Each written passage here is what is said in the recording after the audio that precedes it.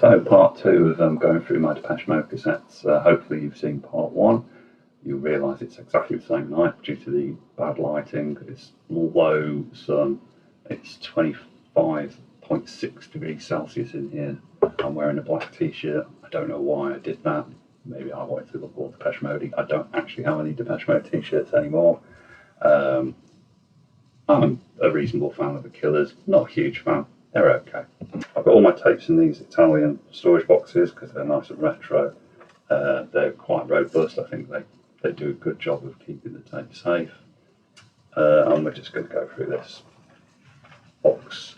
In this video, it's going to be a shorter video than last time because I know I'm looking at them now. I've got variants. Thing about collecting cassettes, well, collecting vinyl CDs is, well, not so much CDs perhaps, but it's about the variants. So I've actually got 3 copies, seemingly identical copies of the album, compilation album they did for the US market, called People Are People. These are all from 1984. Basically, I put together some tracks from the previous albums and put them on one compilation tape. So we've got People Are People as a title track, which did really well worldwide as a single.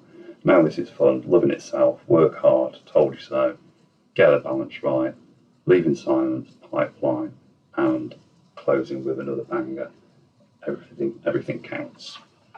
So, why have I got 3 copies of the same tape? It's all about variants. So I need to actually rewind some of these tapes. So there's a very sort of clean looking white body with Made in the USA on the embossed on the top there. Well, on this side it has anyway. There, look. Don't know if the camera will pick that up. Yeah, there you go. So that's that one. Then very, very similar, very clean white. Difference being the window. It is a graded window, but it's got a slight indent to it. This is how sad it gets. You can see the window is slightly leaning into the transparent plastic there with the numbers on. And also, there's no Made in the USA embossing along the top like it was on this one. That's all it takes for me to want to keep the cassette. Interestingly, these are all barcoded. So barcodes came into the US in 1984. Now, compared to this, this is slightly off colour. You can see it's got a much wider window with little kind of teeth opening on it. And again, it says Made in the USA, but it's not actually embossed on the body of the tape. So that's those 3. This is the sort of level of obsession it gets to if you're not careful, but I would say that I'm quite laid back with the cassettes. I'm a lot more bothered about the vinyl than the CDs I'm collecting. So with that said, I have got 4 variants of the singles, 81, 85. This is without a lot of effort being put into finding these things either. These are actually either part of job lots off eBay, or I've come across them on Discogs, but I think most of the cassettes are actually eBay. I've not really done any real hard hunting on Discogs for cassettes, to be honest. I like to see them on eBay or actually to see what the state they're in. And you get better descriptions as well, even though the price is probably a bit higher. So, I'm just looking at my spreadsheet that I've got open on my screen on the side just to figure out where these tapes come from, as in the country's origin, not eBay. So they're all dated 1985.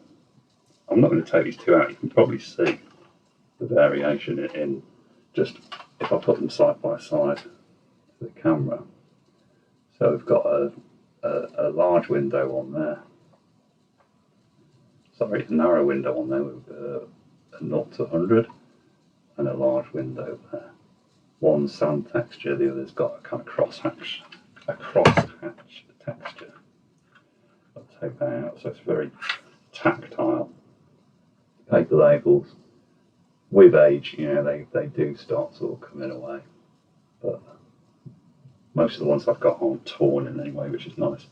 And this tape in the UK has got a nice fold out. It's one of the first ones to have a proper nice fold out inlay card with all the pictures of the singles inside. So it's similar packaging in a way to the vinyl that had quite a lot of detail about each single. And this is the album that got me into Depeche Mode to begin with. It was my sort of foot through the door, and then what really swung it for me was Black Celebration. That's what got me hooked. I love Black Celebration. But I bought this on this album on vinyl, not tape. I had Black Celebration on tape, and I actually wore it out. And I think I ended up going through at least 2 copies of Black Celebration on tape before I actually then bought it on CD. Eventually, I was surprised to find some extra tracks on the CD that weren't on my tape, so that was pretty cool. I think that's the case anyway. I don't think the extra tracks are on the tape. We've got it in this box here, so I'll have a look. Another version of the singles.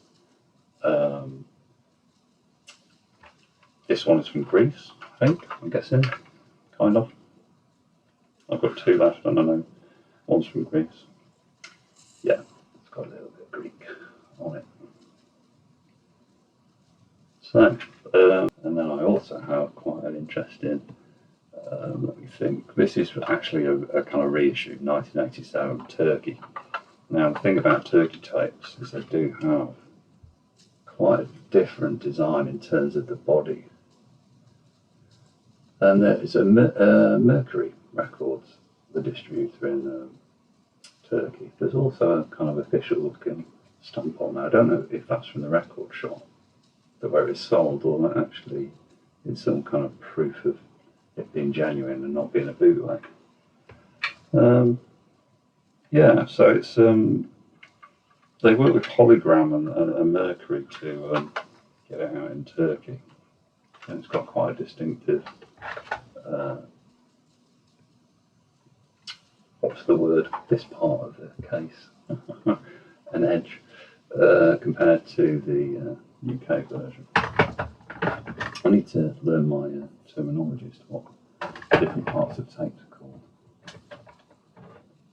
And then I have one copy of Catching Up with Depeche Mode, which was kind of how it was packaged up in the US North American market. But it's from 1985, it's on Sire. You know, they shared that label with Madonna. Madonna obviously got a lot more work from the promo people than Depeche Mode did, but still they managed to break the US market eventually. And it's actually a Warner Brothers stamped box now, so I don't know if this is actually the original box or not. Anyway, I'm rambling, and this video is probably going to end up even longer than the last one, which is bizarre because I thought it was going to be shorter. My only copy of Black Celebration is not an original copy, it's one I've got for eBay. I didn't have any original tapes before I started collecting tapes towards the end of last year. So this is the album that got me into it. I know there's a lot of variations of cassettes for Black Celebration. I'm just happy to have one, and I just love the iconography and the design on the inlays. Obviously, the LP is a lot more impressive in terms of the iconography because it's actually embossed on the sleeve. But yeah, it's nice to have that. Funnily enough, this is an unusual thing. Won't be instantly recognisable really, apart from if I show you the picture in front there. So it's obviously a question of lust. What somebody has done, the person I bought it off, or whoever they got it off, they've actually made themselves an inlay card.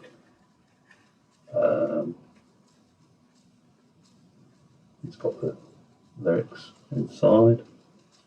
They've done a quite good job, but I think they've Pritt sticked or glued the thing together. So I don't quite know what they've made that from, but that's obviously not an original cover. This, to my mind, and I should have got it because I got it downstairs, is the tape that came in a plastic bag with a badge inside the 7-inch size wallet.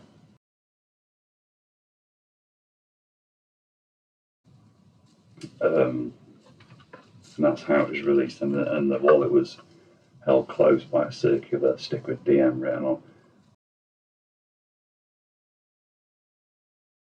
And when you try and find a copy of that for your collection, it's usually ripped really badly, or I think the flap of the cardboard envelope is sealed down with glue as well, so that's all kind of ripped as well. So it's quite tricky to get either a mint one. Well, if you get a mint one, it's probably not been opened, which is great, but I'm not that fussy. I've managed to get one. I think the sticker's gone on it, but it's not that badly ripped, and it's got that tape inside in a plastic bag. So what somebody's done to have it in their collection and be able to actually play it is they've boxed it up with a little inlay card. So that's really a nice little bit of history from somebody else's collection that I've kind of inherited. And that's it for this video. So we can call it part 2. There will be a part 3, etc, etc. I've got 8 boxes to go through. Some more coming this week, so I might even do a little bit of a unwrapping video like I did before originally with these videos. Thank you very much for watching. Cheers.